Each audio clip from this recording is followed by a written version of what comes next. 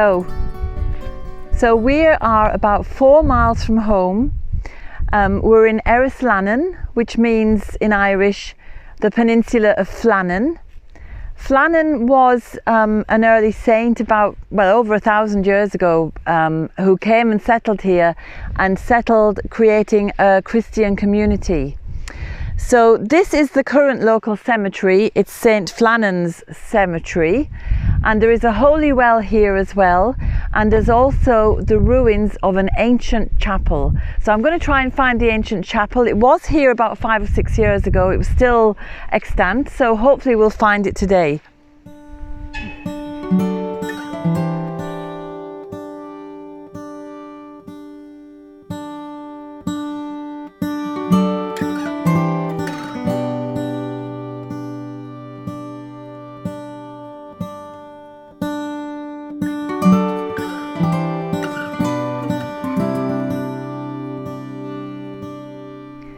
So this is the modern cemetery behind me, and it's obviously on an ancient site because there is the holy well that we're going to visit shortly, and there's also this ruin, if I can find it.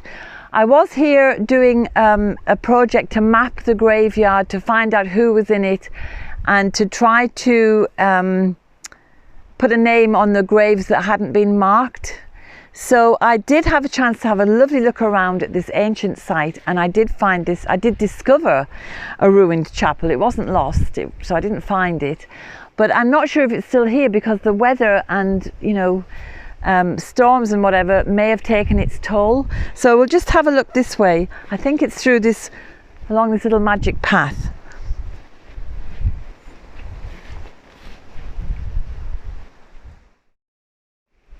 It's become incredibly overgrown compared to when I was here before. That is definitely a wall, and I seem to remember just by that tree was the remaining gable end of the chapel. So maybe if we go this way we'll be able to find it. There's stones here which suggests there was definitely some kind of a building, and here more stones. Now here we've got some stones which seem to be framing a doorway, but I could be wrong because I'm not an archaeologist. I'm just thinking about what it looks like today and what it looked like when I was here 5 or 6 years ago.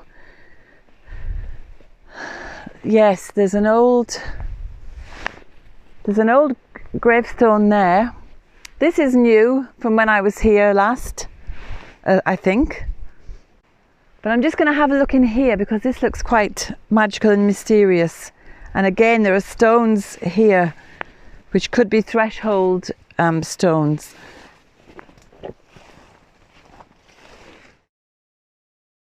This must have been part of something. It may have just been a boundary wall. Maybe it was something marking the edges of where the chapel was. I don't know. It's just fascinating to think about it. To think that St. Flannan came here maybe 6th, 7th, 8th century, I'm not 100% sure, settled his little Christian community, and strangely enough, just down the road, where not far from where we live, another saint had come to spread the word, and that was St. Colleen. And St. Colleen and St. Flannan, unfortunately, they didn't get on very well together. And St. Flannan was in the habit of ringing a bell, calling the faithful to worship. And it used to irritate St. Colleen because he could hear it all the way over in Albrac, not far from us. So in the end he left and he went to live on an island off the coast which is called Chapel Island, and there still is a beautiful chapel remaining on that island.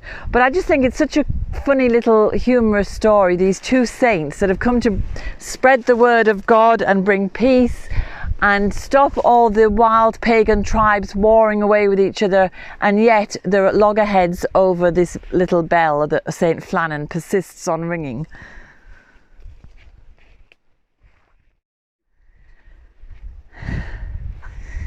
Okay, so I can't find the ruin of the chapel there, so I'll see if it's just around this other side, because I do remember the tree and the gable end there.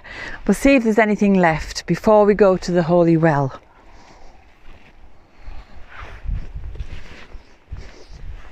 Yeah. Now there's a stone there that appears to have been used in a building because it's got a hole drilled through it. And this is vaguely familiar, but it's incredibly overgrown. I'm going to try going this way because there is a wall along here. So maybe this will bring us into the ruin.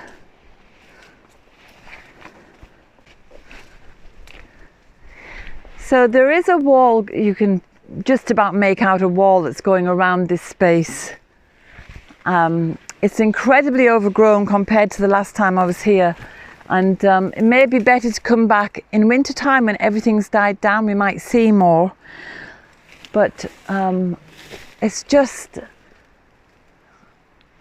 even though we can't actually determine that this is the chapel, to stand in a place that I think is the chapel, knowing how ancient it is, and it's such a magical green place now. Nature has completely overtaken this, and it's just got that wonderful, magical, almost a spooky kind of atmosphere. Yeah, but anyway, it's starting to rain. So I want to bring you out to see the Holy Well, which is different to the last one we visited because it's much more structured.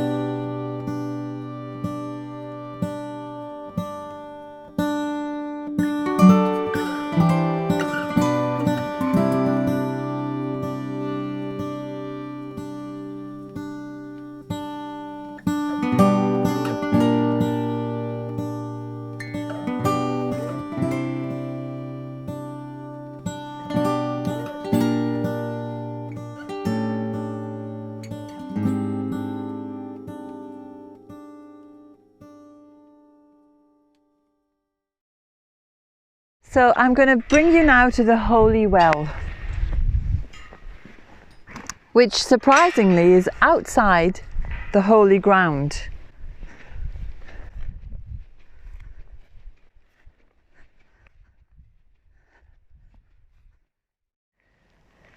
So here is another holy well.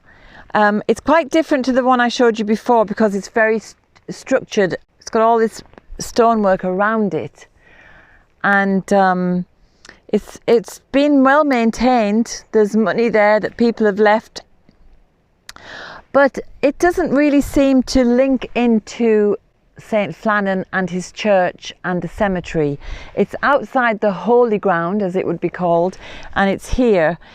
And we have to remember that a lot of these early Christian missionaries who became the saints, the local saints, they would have taken over a pagan well, and the holy wells were always dedicated to the goddess, and Bridget is the goddess who has overall, she's responsible for the holy wells.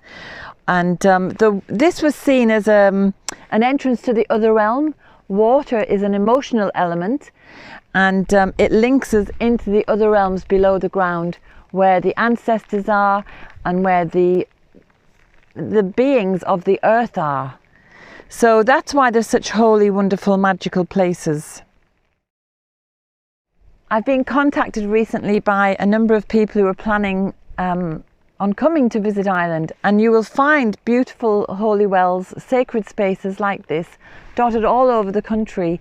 Some of them are maintained and looked after, some of them are fallen into disuse, but they still retain that magical, quality of, you're dealing with something you just can't quite put your finger on.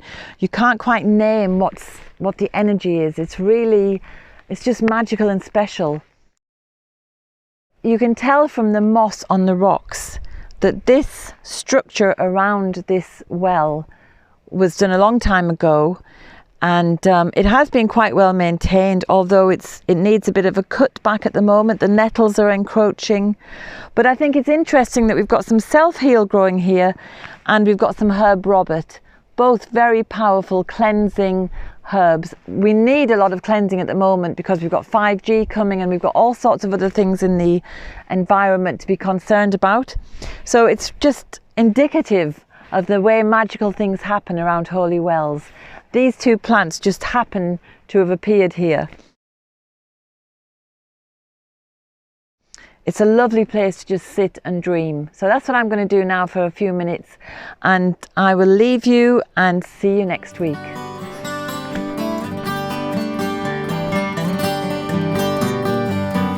I hope you enjoyed today's film. If you did, subscribe and hit the bell for notifications. And have a look at the website danusirishherbgarden.com for more information about us and about the herbal medicine courses I offer and the Wise Woman Way training. And if you go to the shop, you can find the books, the weed handbooks and other herbal goodies. And remember, we put a new film out every Sunday. So looking forward to seeing you next week.